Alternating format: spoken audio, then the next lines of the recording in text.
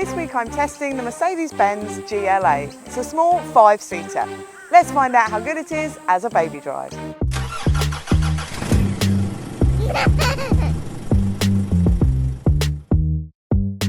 In the back of the GLA there are Isofix in the 2 outer seats. They are within plastic guides and nice and easy to connect to. There are top tether anchorages on the back of all 3 seat backs that are easily accessible through the boot. Now you can really comfortably install 2 child seats in the back here. The shape of the seats did stop me being able to fit 3 and it is quite small. Now we found with legroom, with a rear facing child seat on the passenger side we could get a 182cm passenger in the front, and on the driver's side with a forward facing child seat we could get a 182cm driver in the front there. In the back of the GLA, storage is quite minimal. There are net mat pockets on the back of both front seats that will hold but not conceal an iPad, and the door bins are a good size. They will hold a large refillable water bottle.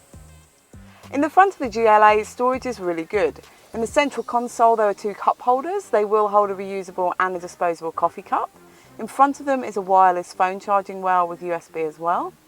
The central console box is a good size and that has USB ports too. The glove box has a little shelf on the top. It will hold my wallet with the manual but not the iPad. But there is a little net down on the side of the central console that you can store an iPad in. There's a glasses case in the ceiling and the door bins are a good size in the front. They'll hold a large refillable water bottle as well as other items. The boot of the GLA opens and closes nice and quietly and electronically. Let's find out how much we can fit in the boot. Empty will hold 10 shopping bags, or a twin stroller and 1 shopping bag, a tandem pram and 2 shopping bags, a single pram and 3 shopping bags, or a compact stroller and 7 shopping bags, or a small dog.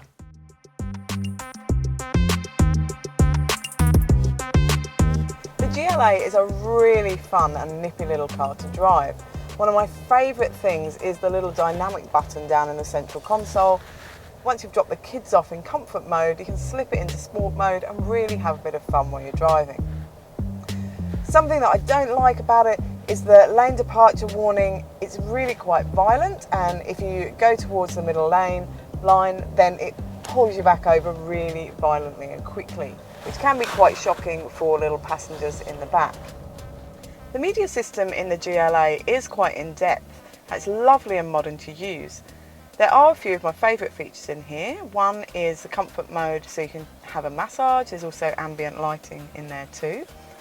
And it's got digital radio too, so you can listen to Santa FM at Christmas time and you can access your kids' favourite channels.